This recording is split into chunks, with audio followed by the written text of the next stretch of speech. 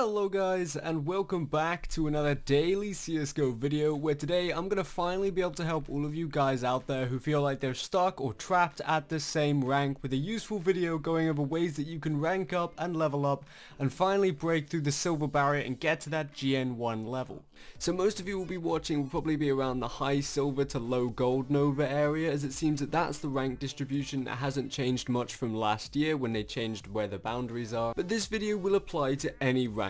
Now some of the information I share in this video may not be 100% accurate, but that's mostly because Valve don't really tell anyone anything and no one's really ever sure about how the ranking system fully works. But if you want to skip to the best part of the video, check out the description for some timestamps. And for the few of you watching who are like, well, why the hell is this guy suddenly uploading? Be sure to check out the rest of the video because there's a little bit at the end where I explain it, and there's also a bit in the description for you to check out. So why is it that you're not being able to rank up and you find yourself stuck? So to understand this, you need to know the MMR system that CSGO uses. So MMR stands for Match Made Ranking, and to put it simply, it's just a number that shows you how good you are, and this number will then determine your rank in game. Now in this video I will show it like a point on a slider of ranks as shown on the screen right now, and as you win games your MMR value will go up, and as you lose games it will go down. So basically that means the bigger number you have, the better you are. It's easy. But this is where it gets a little bit more complex, because CSGO doesn't actually use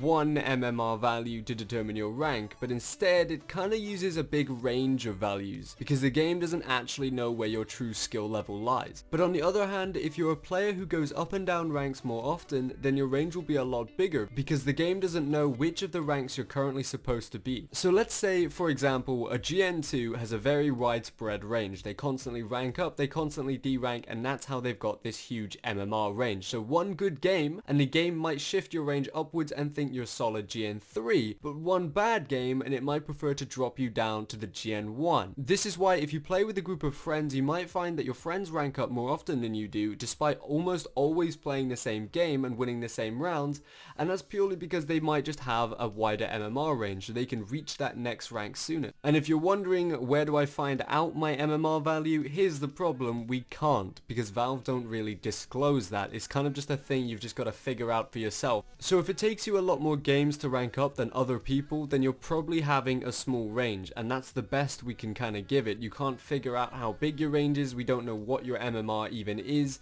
it's all a bit of a guessing game. And a good thing to know is that your range naturally increases over time when you don't play games. So say you stopped playing for a short period of time, then your range will spread out as the game is unsure how much you've changed. See, in that space of time you could have gotten worse, but you could have also gotten better. So one way the game decides what to do is basically just to say, I don't really know, so I'm going to make your range bigger and you prove to me in your next game which one it is. So if you're struggling a bit to start seeing some new ranks, then possibly take a short break from playing competitive, play some casual, play some deathmatch, get your skill up, and then when you're coming straight back into it, get some wins and prove to the game that you deserve that higher rank. Okay, so if you're still a bit confused about MMR, let me summarize everything I've said so far. Your MMR means match made ranking. It's pretty much just how good at the game you are. So if you have a higher MMR, then you'll be a higher rank, and if you have a lower MMR, then you'll be a lower rank. It's pretty much just a point system to how good you are. And what makes it even more complex is that your MMR isn't one value, but rather it's a range of values. And this range can be rather big or it can be rather small.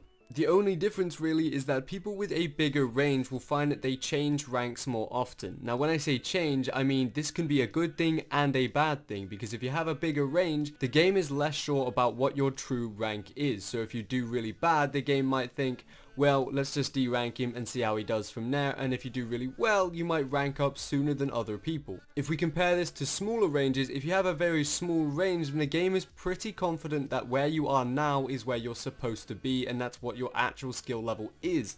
So if you want to prove to the game that you're a better skill level and you want to rank up, you'll have to win more games and it'll be harder for you to change ranks. So I have a whole video explaining this, but put simply, let's say you're a very high rank and you're queued against a bunch of people that are a lower rank than you. That means for you, the game is going to be a lot easier because you're playing against lower ranked people who in general would have a lower skill level. So that means when you win the game, you won't actually get as much MMR as the other people in the game would if they won. So this is how matchmaking is kept balanced and fair, because every game you play in, you're not going to be playing with people that the exact same rank as you. They may be 1 or 2 up, they may be 1 or 2 down, and obviously if they get higher ranked players than your team, then they have an advantage. But then that advantage comes back, because if you manage to win that game, then you get a much higher reward. Okay, so let's use an example to try and sum this up. You're queuing into a game of CSGO. So the 5 people on the enemy team are all GN1. And on your team, you have 3 GN1s, but then you also have a Silver Elite Master and a GN2. So it kind of balances out, but you've got one person that is 1 rank below and one person that is 1 rank above. Now let's put you dead on the middle. You're the GN1 on your team. That's great. Awesome. You win the game 16-0. That's perfect. So what that means is when you win that game, you'll get given MMR. But that means the Silver Elite Master who was on your team would have had a harder time competing because he's a lower skill level than everyone else in the game, so he'll be given even more MMR than you will. And same is said for the GN2 on your team, because he was a higher skill level than everyone else in the game, he will be given even less MMR than you will. Now for everyone on your team, you would have gained MMR, and for everyone on the other team, they would have lost MMR, but because it was easier on the GN2, he will earn less because he's expected to win, and because it was harder on the Silver Elite Master, he'll get even more because he wasn't expected to do as well. And this will also work in the reverse situation. So let's say you lost that game, well the Silver Elite Master on your team was expected to do worse, so when he loses, he won't lose as much MMR as you will. And the same thing for the GN2, he'll lose even more MMR because he was expected to win when he didn't. And if that still completely confused you, we'll take a look at the table that I'm showing on the screen at the moment. All this system does is keep the matchmaking fair so that even if you queue into enemies with a higher rank than you still have more to gain from winning. So the best way to fix yourself from being stuck and to finally rank up is to start focusing on winning rounds. Now this sounds kind of obvious, but what I mean is that I don't want you to think about getting tons of kills. Don't think about trying to steal the MVP spot and completely ignore your score on the leaderboard. It has been claimed by a statement from Valve that MVPs have no effect at all on your ranking placement at the end of a match. Despite a lot of people thinking that it does, the only factor that will get you ranking up is purely how many rounds you've won compared to how many rounds you've lost. So what this means is you want to aim for those 16-0 wins rather than scraping the barrel at 16-14.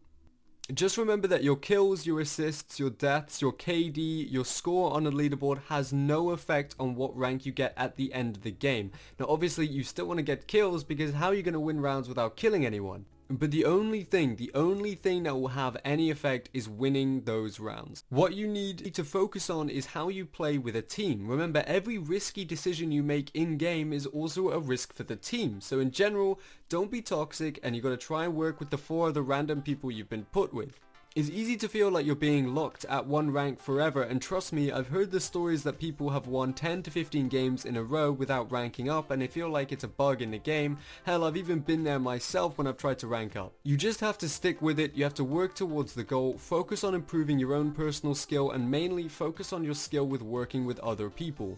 That way you can win more rounds as a team, and that way you can get more MMR, and in the end, MMR is what ranks you up.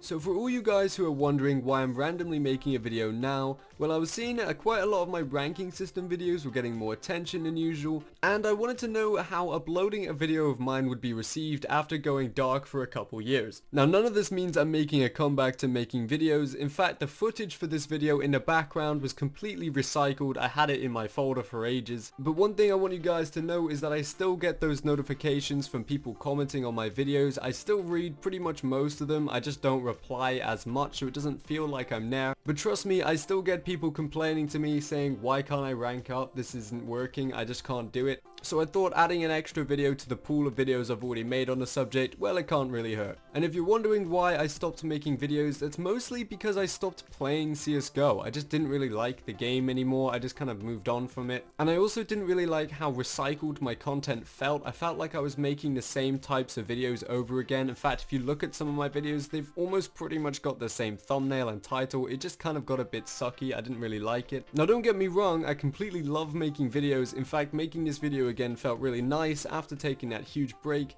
and maybe at some point I'll consider making even more newer content. In fact, I was even possibly considering starting a new series on how to grow a YouTube channel, about how to target your audience, how to title your videos, how to put stuff in a description, how to communicate, basically just the standard stuff that people do. I may not have many subscribers, but to be honest, my audience and my feedback and my viewership for a channel of my size was way bigger than it should have been, and I feel like I can help other people that want to try it out. So just throw something down in the comment section below and tell me what you think. And that's pretty much it. Thanks for sticking around. To those of you who still comment asking where I've been, I'm still here, I'm just lurking in the background. And either way, that'll wrap up this video. So thanks for watching as always, and I'll see you in another 2 years for my daily CSGO episode. Goodbye.